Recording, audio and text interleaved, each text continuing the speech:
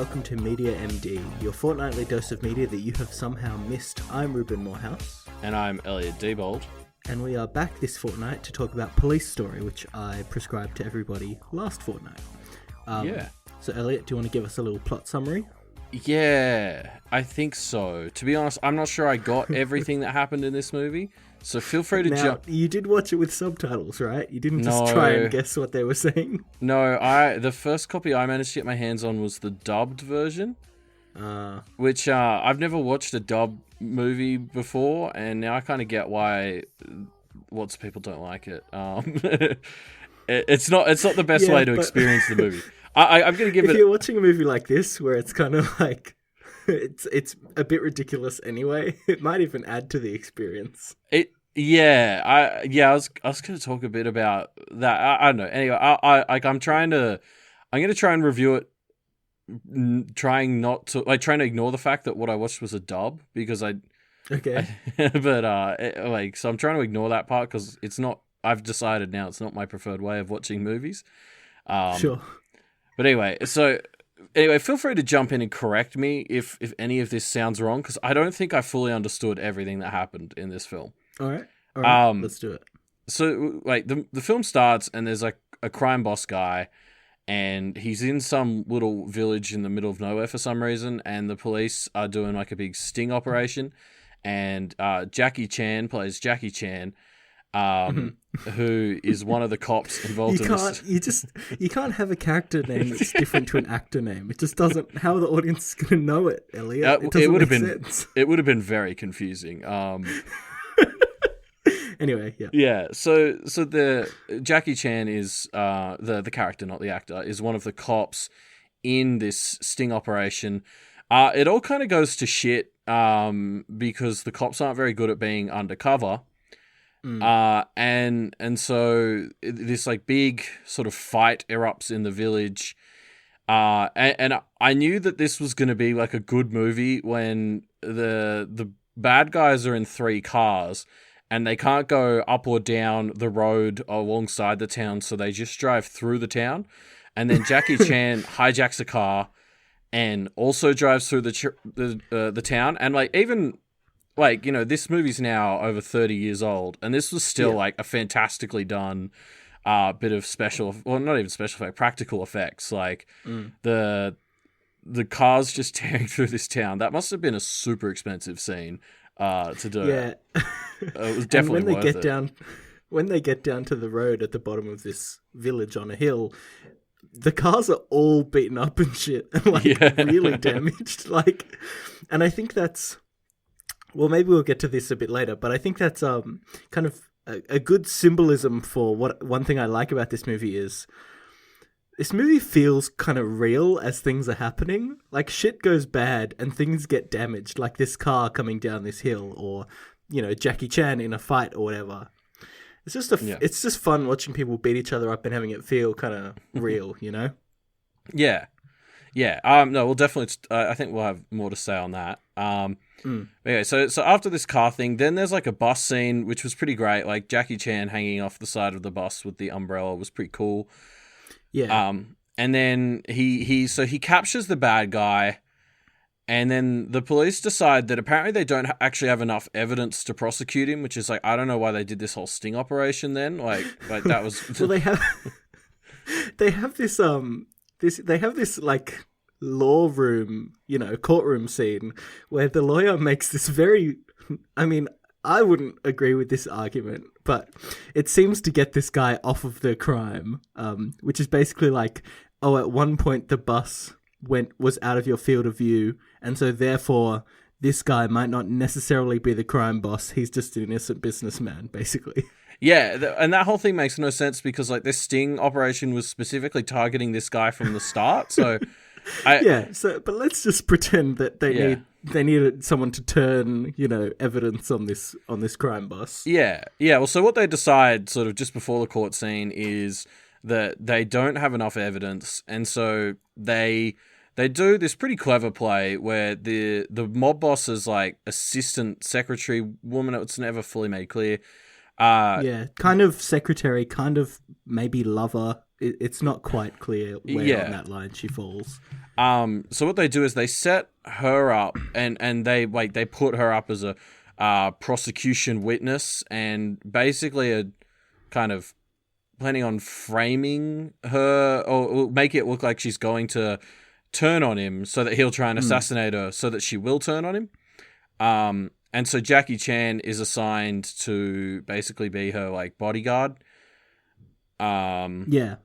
And then so as part of that, he hires one of his mates to fake assassinate her, which was like a hilarious scene because this assassin comes in and like, unless I missed something, you're not aware at this point that it's a fake assassin. No. So the whole time, it's real. Yeah. And I was like, this assassin is bloody terrible. Like he was clearly just sort of playing with it. And I was like, this is terrible choreography. Like I was like, this assassin is terrible. And then of course you find out he's meant to be a fake assassin. And I was like, oh, okay, they got me. Yeah. Rewatching that scene after you know what's happening, it's so hilarious because this assassin is just kind of like yelling and stabbing the knife in random places and just missing her completely. It's great. It's a hilarious scene. It went from, as I was watching it, I was like, this scene is terrible, to like on reflecting on it later, I was like, I guess that was pretty well done. Like, it's because it's hiding the true nature of the scene. Yeah. Anyway, so then after the fake assassination attempt, Jackie Chan manages to convince this girl to be more cooperative, and what they're going to do is go to his place for her safety. And on the way there, they actually get attacked by legitimate assassins who are there to kill her. Yeah. Which is like weird because I don't know how they knew that they were going to be driving like that. Anyway, they manage to fend them off, and they get to Jackie Chan's place. And then the biggest twist in the movie takes place, which it turns out Jackie Chan has forgot that today is his birthday. And there's a surprise party at his house, which they all think, because this like assistant secretary, I think her name was Selena or something. She was in like her lingerie when the fake assassination went down, so she still is, and so the Jackie Chan's girlfriend, who has organized this party, thinks he was cheating on her, and sort of storms out. And then he does, like, I don't know, then there's like this weird thing where this girl tries to help convince Jackie Chan's girlfriend that they weren't a thing, and Jackie Chan just talks shit about his girlfriend, so she still gets mad and leaves. And it's kind of like, this girlfriend character is, you just feel so bad for her. Whole movie. I don't know why she was still around by the end of it. Like, he just keeps treating her like crap. And I don't know how much of this is like, oh, it's the 80s, it's kind of fine. But Jackie Chan's character is such a dick to his girlfriend, like all the time. No, yeah, he's a terrible boyfriend. I have no idea what she was still doing by the end of the movie. Anyway, because then we have that terrible trial that we already sort of talked about. The guy, like the big mob boss guy, gets off. Then this is where it got confusing for me, because it's just set up. The reason he got off is because that Selena chick, she figured out the assassination attempt was fake, and so she sort of overwrote Jackie Chan's evidence, or like where she sort of admitted to the crimes and stuff. Yeah, she kind of recorded, instead of recording a confession, she kind of overwrote that confession that he had recorded with recordings that made it sound like they were sleeping together. It's another scene where you're kind of watching her act out this thing to get this audio recording, and you're like, what the fuck is happening? And then watching it again later, it's another scene that puts itself back into context. Yeah, as it was going on, I was like, is this what seduction looked like in the 80s? Because it's weird. And then again, upon reflection, it was like, oh, okay. So that's what was happening. Yeah. Okay, I see. It makes more sense now. I don't know if I was missing context clues or something. Like maybe that's a cultural thing, or something in the dub.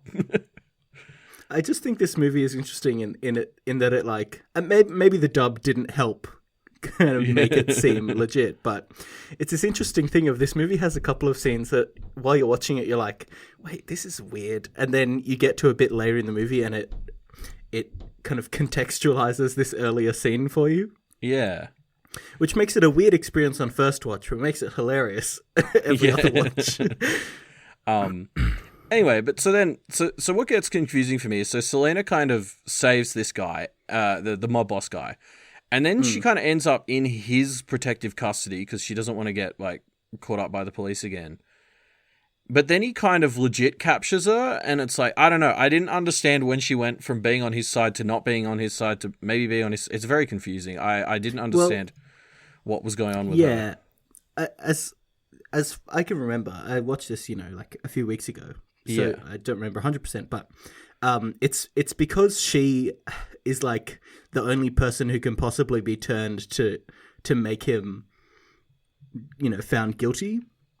And so he trusts her, but then all this shit goes down and he's kind of like, oh, I don't know if I should trust her or not.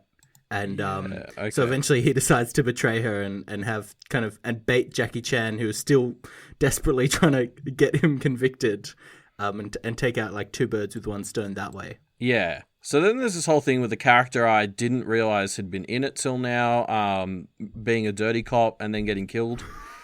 And so then like Jackie Chan is sort of like wanted for killing this other cop. And because they've framed him for it, basically. So then he takes his boss hostage to get back out of the thing. And the boss is kind of like, yeah, I get it, but I'm still going to have to chase you. Yeah. So then there's sort of, I guess, a time skip type thing. And it turns out that this Selena woman goes into a shopping mall for some reason and downloads all of the computer data that like is all the evidence against the mob boss. Yeah. But he's watching his computer and it's all networked. Yeah. So he realizes what she's doing. So he and his men go to the shopping mall. Jackie Chan's already there, so he goes into the shopping mall. And then like Jackie proceeds to help the bad guys destroy everything in the mall. Like there's so much glass broken in this scene. It's crazy. It's like every 5 seconds somebody shatters something made out of glass. It was fantastic. But yeah, so then eventually, it all just kind of ends up working out. They catch the guy, they've got the evidence. This Selena chick's like, oh yeah, Jackie Chan was framed.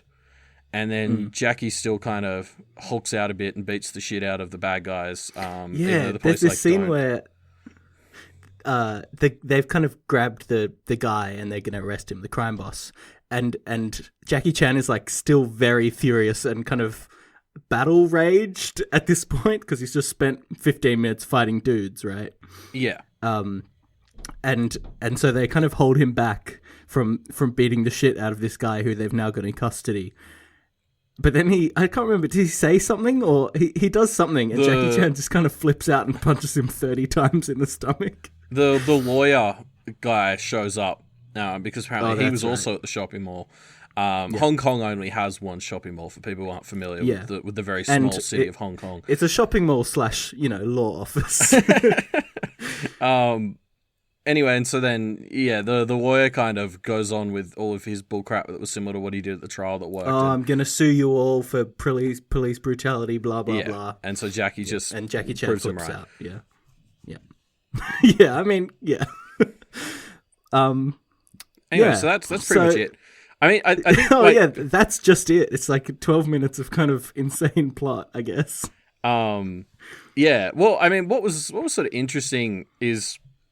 with that scene at the end where Jackie kind of goes nuts on them, there is this sort of undercurrent in the whole movie, like even right in the first scene back at the village, where it's like he takes the job too far or too serious.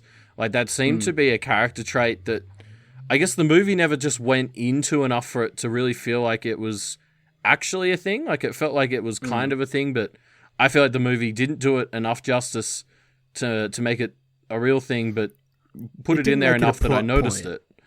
Yeah. It wasn't a plot point, it was just kind of a character trait. Yeah, it's kind of like how abusing his girlfriend was. Yeah, he's a bad boyfriend, but they kind of make up at the end, I guess. They make up like 4 or 5 times throughout the thing. Like he's constantly just treating her like crap. And then, I mean, there are a few times where she sort of is being, or has unreasonable expectations of what he can or can't do. But like whatever goodwill he would get from her being slightly unreasonable in those situations, he usually quickly disintegrates by being like 100 times worse. Yeah, he's a dick a lot of the time. But yeah. So yeah, what a movie! What a movie! It's got so many things to it. I mean, so one thing I sort of we've touched on this already, but yeah, so I watched this as the dub, and I've never watched a real movie that's a dub before. Like, the only things I've ever watched that were dubbed were things like, I mean, it's something I plan to actually bring here maybe in the future, is Kung Pao, which is a sort of satirical dubbed kung fu movie and stuff like that. But it's all been things that I've watched that like obviously dubbed have always been like satirical. So dub has been part of the joke. Yeah, exactly. And so this was sort of the first thing where I've ever watched that was trying to have serious bits that were dubbed, and I don't know if them not necessarily working for me was a product of the movie and its age, or a product of me watching the dubbed version and thus being able to take it less seriously because of my background. I don't know. But I struggled to take some of the bits, like some of the bits of the movie just seemed silly and ridiculous, and I think they were meant to, and other bits I think I was meant to take more seriously than I did. But like the courtroom scene just seemed ridiculous because of the dubbing, I think. Like, I think it was meant to be a bit more serious than it was. Yeah, it's an interesting point. I don't know where on the line of like enjoying this movie seriously as having dramatic elements to enjoying it because of how ridiculous it is. I don't know where the intention for this movie is. I think it kind of is sometimes one place, sometimes another place, but I definitely don't think this movie takes itself too seriously most of the time. No, it's definitely like, it's not like a DCEU movie. Like, it's definitely meant to be a comedy. I just I think there were scenes that I thought were more comedy than I was meant to, and I wasn't sure if the dub was getting in the way of that. Fair enough. Yeah, and I mean, this is more of a side note, but because like last week you asked me if I'd seen any Jackie Chan movies, and I thought about it a bit more after recording that episode, and I couldn't think of any. So I hit up IMDb and went through Jackie Chan's entire IMDb thing to see which ones of his movies I'd seen. Yeah. And the answer is Kung Fu Panda 1, 2, and 3, and that's it. I don't know if those count as well. I know, right? I was like, apparently he voiced Monkey, which I didn't know before this. So technically, when I thought I'd seen Zero, I was not fully incorrect. But anyway, that just sort of sent me down on a crazy sort of spiral, because like I've known who Jackie Chan was since I was a little kid. So it's so weird to me to think that I've never actually seen him in anything. Despite having been aware of Jackie Chan movie, which is definitely a genre. Yeah, apparently not. I went through the whole list, and none of them are anything I've seen. I think this movie is a good kind of iconic example of what a Jackie Chan movie looks like. Like, all the tropes that you would associate with a Jackie Chan movie, you can find in this movie. Yeah. Okay. Well, I mean, I guess I'll have to take your word for it, because apparently I haven't seen any of them. The only other thing that he was in that I've seen was there was a cartoon growing up, like Jackie Chan Adventures, which was an animated cartoon where him and his niece had to collect talismans to save the world from a dragon or something. I don't remember it very well, but apparently, who knows? Apparently, he was in the ending bits of that as well. But anyway, So that was just weird to me. As a follow up to the discussion we sort of had last week about Arnold Schwarzenegger, the fact that it turns out I've actually never seen a Jackie Chan movie, despite feeling like I know exactly what to expect in a Jackie Chan film. Yeah, did Police Story match what you were expecting from a Jackie Chan movie? I mean, yeah, pretty much. Like this was sort of what I was expecting. It was maybe a bit more 80s than I was imagining, but it was made in the 80s, so I can't really fault it for that. Yeah. But yeah, so I think we sort of covered most of the sort of things I wanted to say in that lengthy plot summary. There's a lot of plot in this movie. And, maybe that's a criticism, maybe it's not. It's hard to... I think this movie is definitely the kind of movie that, the plot's there and it gets you between these action set pieces, and it's kind of got enough turns to keep you engaged, but it's not a plot-driven movie. No, not really. No, it's just... I guess... At first, I felt like there was some weird... I felt like the pacing of the movie was all over the place. Like, I couldn't tell where in the movie I was, if that makes sense. Like, there was no sense of rising or falling in tension. But I'm not sure how much of that was just also, again, coming back to that tonal confusion because of the weird dubbing. And, like, dubbing's weird. Like, the... People don't capture the emotions or anything very well in dubs. It's very bizarre. Yeah. Yeah. It's so noticeably different. Yeah, it's a weird experience, isn't it? Because there are definitely parts where you're just not getting what is meant to be put on screen. Well, especially when all these like Asian people who are clearly in Hong Kong are speaking with such strong like Californian accents. Yeah. But anyway, so I guess I'm going to get to the point where I give it a number. All right, do it. And I'm going to give this one. Rascal.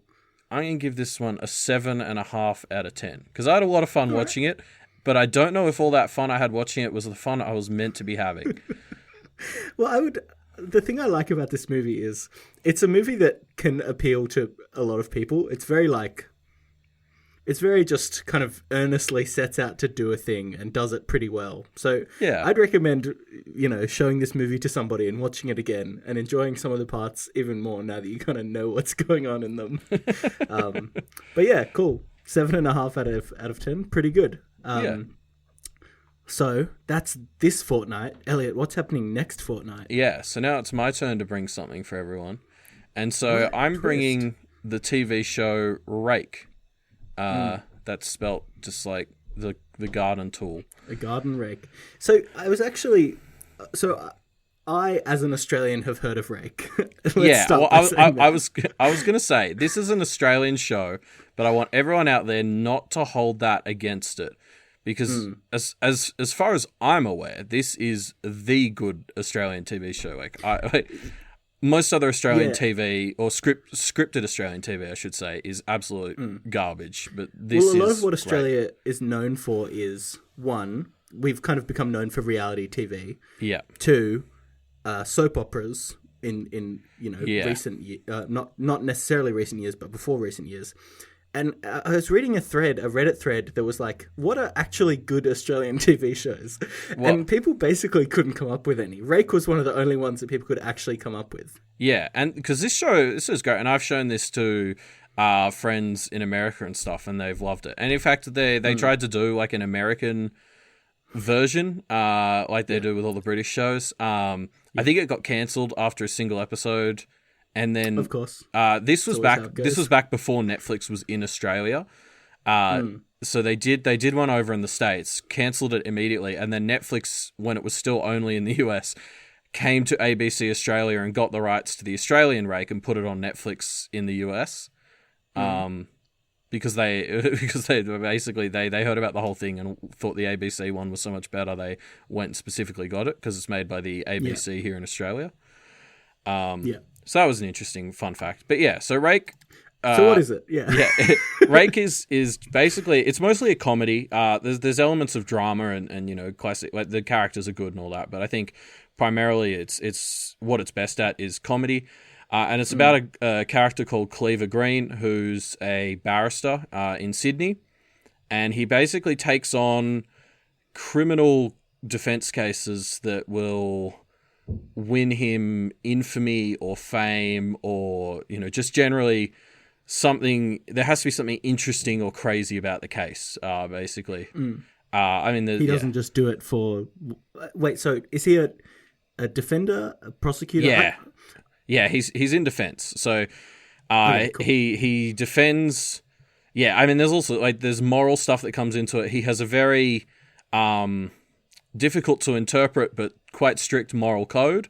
And so if something falls within that, there's a few cases where he takes someone who he knows is guilty, but he thinks what they did was right. Interesting.